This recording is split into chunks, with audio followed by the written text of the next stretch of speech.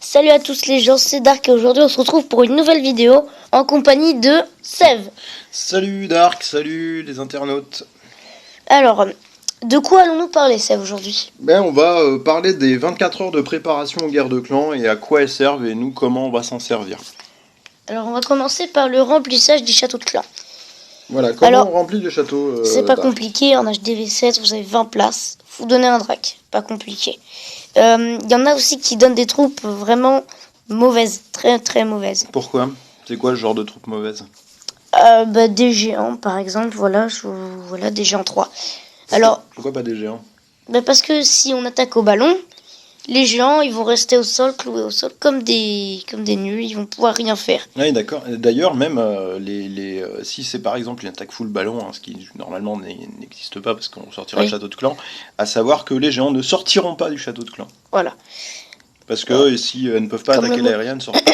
Tout comme le Molos. Exactement. Voilà. Après. Alors, la différence, voilà, j'aimerais que tu me parles de la différence des deux membres de château de clan. C'est-à-dire, j'ai vu des gens dans le clan, dis-toi, dans les Bells, qui me disent tiens, j'ai attaqué sans château de clan, sans demander de troupes, parce que j'avais déjà un dragon, par exemple. Alors, comment ça se fait? Figurez-vous que, en fait, vous avez deux châteaux de clan. Le château de clan de la guerre, donc on va prendre un exemple sur Alex. Alors, vous voyez qu'il a un dragon. D'accord. Dans son château de clan. Ce dragon, il va rester pour toute la guerre. On a beau l'attaquer 10 fois, le dragon sera encore dedans. D'accord. Donc ça, c'est un château de clan de défense. C'est-à-dire que lui, le dragon, il l'a pas, concrètement. Non. Voilà, si vous regardez son château de clan, il est vide. Ça, c'est juste son château de clan de défense. Si on l'attaque, il y aura le dragon qui va sortir. Si il attaque, le dragon il n'aura pas de dragon. C'est une demande qu'il va falloir qu'il fasse. Donc voilà, donc là vous avez votre demande et pour vous faisiez comme ça. Après, qu'est-ce qu'on va marquer pour par exemple pour que ça soit pratique au niveau du clan, qu'est-ce que toi tu marquerais par exemple? Alors moi HDV7. je marquerais ballon 6. Alors attendez, ballon 6 pour la war. Pour la guerre de clan. Voilà, c'est la même chose. Alors, pourquoi tu mets ça, voilà? Alors, je mets des ballons. Je dis, faut préciser la troupe. Moi, j'ai marqué ballon. Faut préciser le niveau. Moi, j'ai mis 6. Donc, c'est dire niveau 6.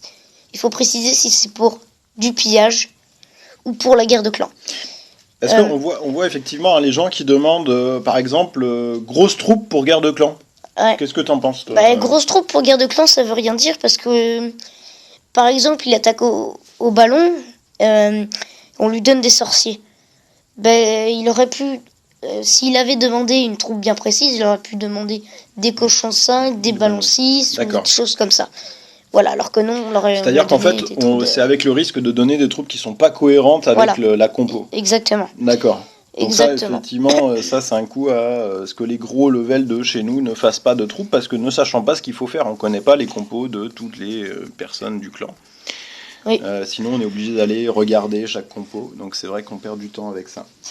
Ok. Après, on a parlé de l'attribution des numéros. C'est pas compliqué. Déjà, on envoie ça par message. Et comment ça fonctionne? C'est vraiment pas compliqué. C'est en fonction des troupes. Voilà. En gros, on vous l'a expliqué dans une précédente vidéo, mais on va pas rentrer dans les détails. C'est pas le but non plus de celle-là, mais juste pour vous dire que regardez les messages de clan, et vous indique avant la guerre les numéros que vous devez attaquer, votre premier numéro, et les deuxièmes, vous les demandez aux adjoints ou aux chefs de clan. Voilà. Okay. C'est pas la peine de demander chacun, oui, j'attaque qui, parce que imaginez sur une guerre où on est beaucoup, comme là, on est 25, si les 25 commencent à demander qui c'est que j'attaque, bien on peut plus, il faut être connecté tout le temps, et on n'est pas forcément connecté tout le temps, et pour pouvoir répondre à tout le monde. Donc voilà. Ok, maintenant je vais vous parler des compos jusqu'à l'HDV7 et Seventeen va parler des plus gros. Voilà. Alors, pour l'HDV4, avec quoi on attaque? C'est pas compliqué, vous attaquez au ballon, et ou géant, mais bon les géants ça vaut pas trop le coup, c'est plus ballon. D'accord. En HDV5, vous attaquez géant guéri, la guérisseuse vous la donnez, je dis comme ça. Voilà, vous la demandez, voilà, vous allez la demander. Ou au ballon, vous continuez au ballon comme vous voulez. Donc voilà. En HDV6, là c'est comme l'HDV5, c'est soit géant guérisseuse, soit ballon. Voilà. Ça vaut le coup de demander des géants 6, par exemple, vu que vous avez déjà la guérisseuse, ça peut être intéressant. En ayant pris soin de bien sûr de défoncer la défense antiaérienne et d'avoir sorti le château de clan avant, sinon ça ne sert à rien. Toujours pareil. En HDV7. En HDV7, oui. D'accord. Alors, en HDV7, c'est pas compliqué. Il y a la technique 10 dracs et 3 foudres et les 4 ballons dans le château de clan. Moi, je vous en propose une autre aussi. C'est 9 dracs, 4 plus 4 ballons que vous préparez et 4 ballons que vous demandez avec vos 3 sorts de foudre. Voilà. Donc alors là, ça, par exemple, ça c'est pour ta deuxième compo. Voilà. Je pense qu'elle est intéressante pour ce village-là, par exemple. Oui. Parce que pourquoi cette compo-là pour ce village? Parce que les dragons risquent peut-être de tourner ou de prendre beaucoup de dégâts ici parce qu'il y a la réserve.